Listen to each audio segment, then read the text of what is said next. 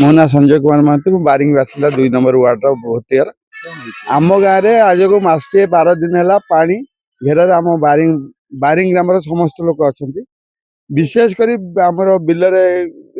500 metre दूर जो लोक मैंने 10-12 घर से अति निम्न स्तर अच्छा घर द्वार सब जा खावा ना कि गाँ भर भी बहुत लोग गुहाल भांगी घर भांगी वर्षा पानी घेर भी अच्छा गाई गोरु पदार बंधा होती यही सब चलती प्रशासन किसी नजर ना प्रशासन तरफ किसी खावा दि जाऊनी मझे 2-3 दिन जाते जो रंधा खाद्य कि ना मसे होगा 4 दिन रंधा खाद्य रंधा खाद्य नहीं आम विधायक तरफ आईला चूड़ा बिस्कुट बिस्कुट आईला अटा आईला सी दिखाई लोक आमती किसी कहीं साहाय्य करना बजरंगी तरफ गोखाद्य आईला से भी रिलीफ किसी बजरंगी अंगाल बजरंगी ग्रुप से तरफ गाई गोखाद्य कुंडा आनी किसी आमर लोक मान जो मैंने लोक मैंने खावा तो मिलू नहीं दैनिक मजुरिया कम कि ना पानी बहुत समस्या ये हरिजन 200 घर 200 ରୁ 250 घर हरिजन 100 घर सबन कि पानी बहुत समस्या ट्यूबवेल ना कूह ना लोकर जो पानी उपर निर्भर करते से बोरिंग बर्तमान बुड़ी 3 फुट पानी चलती से जगह जाई होनी पानी चलेवाई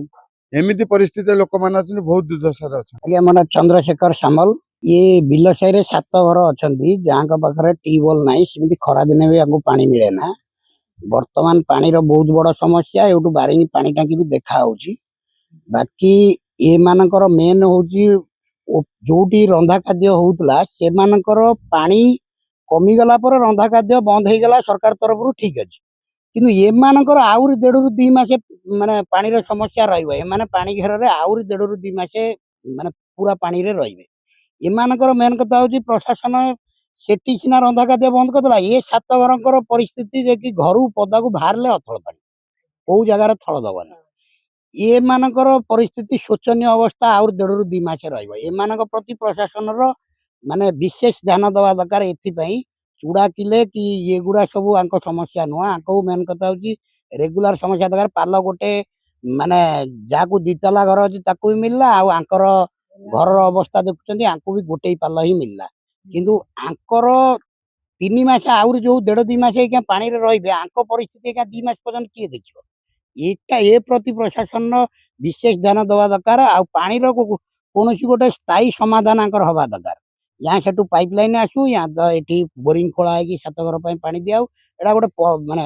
परमानेंट सॉल्यूशन दरकार ये रास्ता हूँ रास्ता बर्तमान रास्ता ऊपर थल दौनी पानी रास्ता कम से कम आउरी 5 फुट हाइट हवा दरकार 4 ରୁ 5 फुट हाइट रास्ता हेले जाई रास्ता नुआ रास्ता एबे माटी पड़ी ये रास्ता 4 ରୁ 5 फुट हाइट हेले जाई देखी एमानकर समस्यार पूर्ण समाधान हम। रंजन कुमार मल्लिक सर ये पानी तो आम पड़ी रही किसी ये पाइना देखुच तो प्रशासन तो आमको जहाँ ये असुविधार पड़ुचु जहाँ रंधा खाद्य देते से आमको मिली घर द्वार तो पानी पशि चुली तो पानी पशि रोषे बास करपारनु कि खाइबा भी हैरान जर सर्द भल मंद हेले असुविधा प्रशासन जावाक भी असुविधा डंगा गोटे आसिले आम जापरनु पानी तो ना पानी तो यही पानी की पीचु आम यही पानी पीचु कूह कई ट्यूबवेल गोटे आमको एपर्यंत सरकार देना आम तो आस मसे रही मसे होगलानी आसिक तो ये पानी घर रही कौन सार आम कहीपर केते दिन रही 3 मास कौन सार रोधे आमको जमी सुरक्षा करेंगे जमी आमको पानी रहा दरकार कि सुरक्षित आम जमी ये असुविधा हो सुविधा टी हवा दरकार से हिसाब से प्रशासन कले आम सुविधा हेबू आ कौन।